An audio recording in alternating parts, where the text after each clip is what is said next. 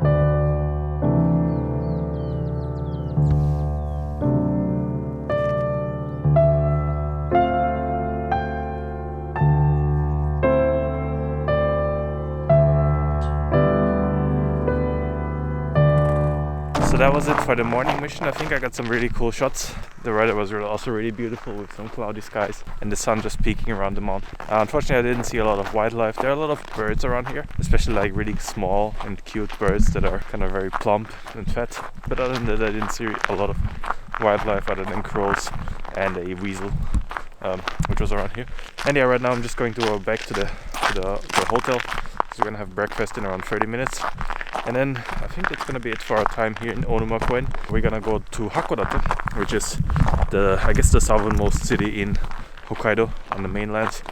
It is right by the ocean, and it is a really beautiful city. Julie has already been there once, but she hasn't seen everything, so we're gonna check out a couple of spots. We only have one night there, so we're gonna make the most out of it. I think it's gonna be a really cool city. Actually, it's already our last day in Hokkaido because tomorrow we're going to continue down towards the main island of Japan again. We're gonna go to Aomori. But yeah, it's gonna be tomorrow. First up, let's get some breakfast, and then on to Hakodate.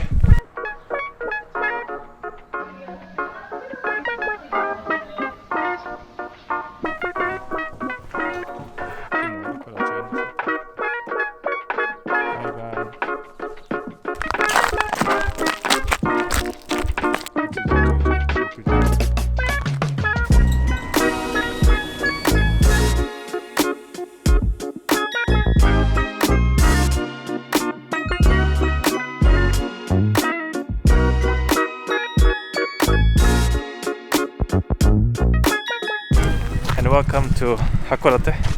We're now in the city, technically. Well, we are still kind of very on the outskirts of the city, but we are in one of the main attractions.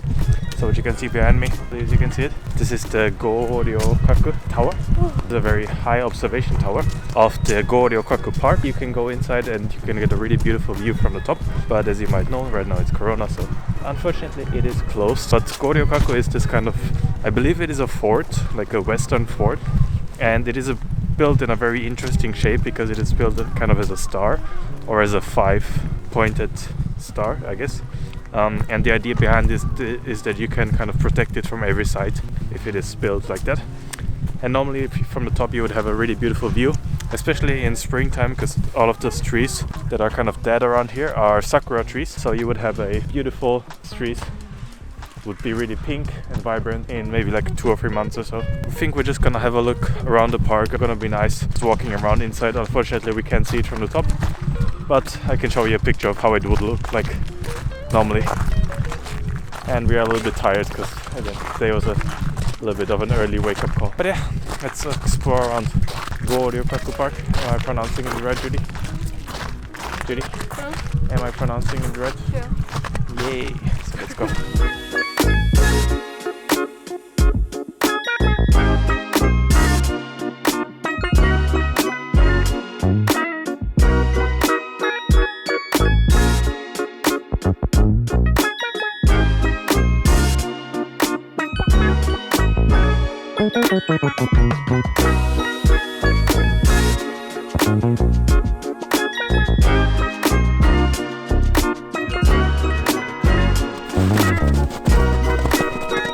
That was our visit to Hokkaido.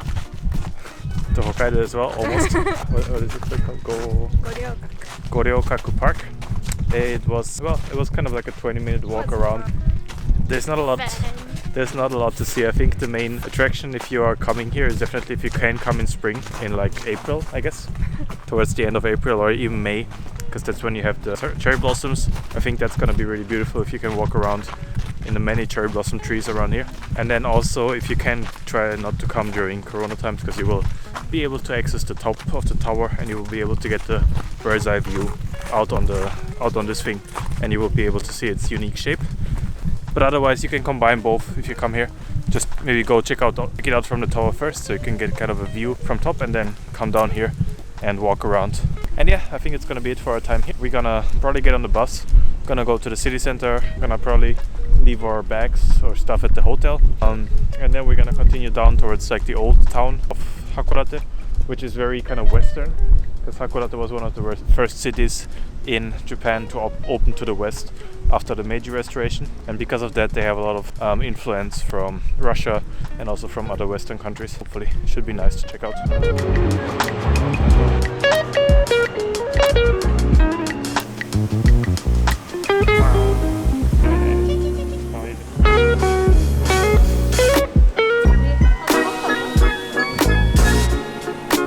This is the famous morning market, fish market, and yeah, normally it's open in the morning, so as we are a little bit too late it's already closed, but you can find some really fresh fish around the market itself. There's a lot of different restaurants. If you are into fresh fish, I think it's worth checking out if you are in the city, and I would recommend coming early because again it's a morning market, so morning.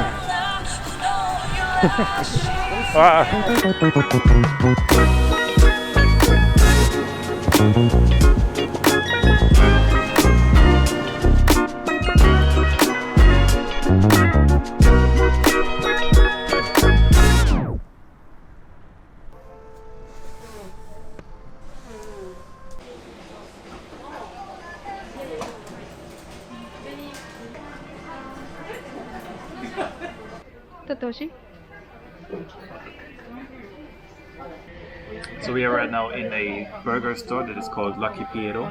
It is kind of all around the city, so you can have it in a lot of different places, but this is the main store, and what makes it special is that it's very colorful and the burgers are kind of huge. This is the special one, the Chinese chicken burger, and it's also really affordable. I think the set of burger, fries, and then also homemade oolong drink is only around 640 yen, which is $6 essentially, so it's a very cheap but hopefully good meal. So let's dig in and see how it is. Good.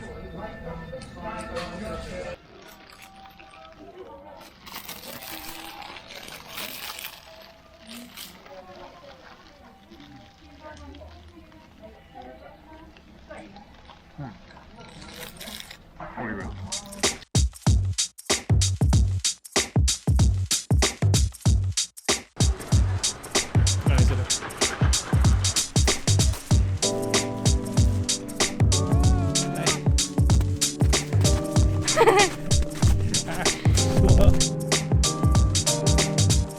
Here at the top of Hakodate, well, not quite at the top, but the top is going to be laid out with the ropeway, but we are as far as we can actually walk up. So basically this is the Motomachi area, which is kind of the old town, so to speak, or like the kind of western style town in the city, and you can walk up all the way over this really beautiful slope. I think it's called Cha-Cha Slope, and it's named, I think, the only slope that is named after the Ainu language, which are the natives or the original natives of Hokkaido, and it means old man slope because it looks like an old man, I think, or something like that. Yeah, you can have this really beautiful view from the top out on Hakodate Bay. You can see all the way out over to the mountains. You can actually see the mountain on that side that we were at yesterday as well. And yeah, it's just a really beautiful view, really calm, and you have a lot of like churches here because, as I said, it's kind of Western influenced. So you have a lot of Catholic churches. You also have a Russian Orthodox church, but you also have over here you have kind of a traditional Japanese shrine. So it's kind of a mix of West and East over here. And yeah, I think we're just gonna look around a little bit more on top of the slopes, try to get some more interesting views from the top, and then we're just gonna continue walking on. And as I said, later on we're gonna go even further to the top to see the beautiful view from the top, one of the 3 best night views in Japan.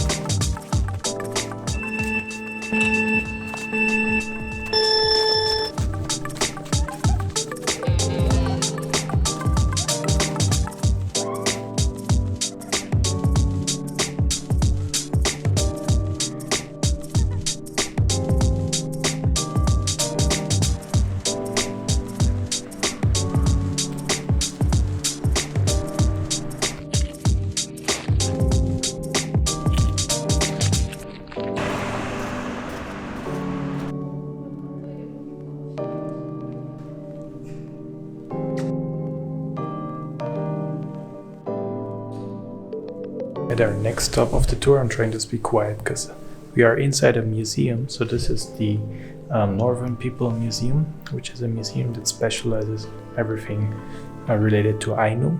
Ainu are, as I mentioned earlier, are kind of like the original native people of Hokkaido and also some other parts of the Kuril Islands in Russia and also some in China. But yeah, they've been living here on this island for around 1,000 years before Japan conquered it. Nowadays there's not a lot of culture left from them, but this museum is the biggest kind of collection of all of their artifacts and all of their daily things that they used in their life in hunting and everything. And it's pretty extensive. It has 2 floors and you have around 7 different exhibition rooms with well-explained texts in English. So it's only 300 yen per person, $3. So I'd recommend coming here because you can learn a lot of interesting facts about the Ainu people here. And yeah, it's also pretty central in the city, so you can get here pretty easily. So yeah, we're just gonna have a look around, continue. Then we're probably gonna go back to the hotel once, go pick up our stuff or leave our stuff, and then come back to the night view.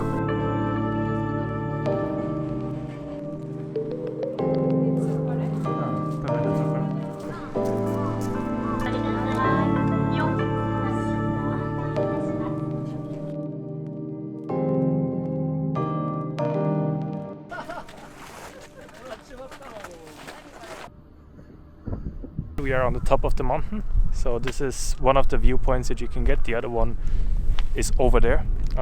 Both are kind of good. This one is better if you want to take a picture together with the ropeway kind of going down. You can get a really nice shot from here. The other one is probably better if you want to just take a picture of the beautiful bay. And as you can see, the special view, or the why the view is called the $1 million view, is because you have the kind of 2 halves of the bay. Both are the same ocean, but it's kind of like, you can kind of imagine this part of the island being like Enoshima in Kanagawa. It's kind of like a peninsula, and this kind of both sides flanking ocean is what forms this really beautiful view. And yeah, as you can see, it's kind of dying down the light. The sunset is just happening behind us. And yeah, in a couple of minutes or so, it's going to be blue hour, and we're gonna be able to shoot some really nice photos and videos. I hope I can get a time lapse as well from up top. It's also kind of getting cold, so Julie is probably gonna be retreating into the souvenir shop really quickly.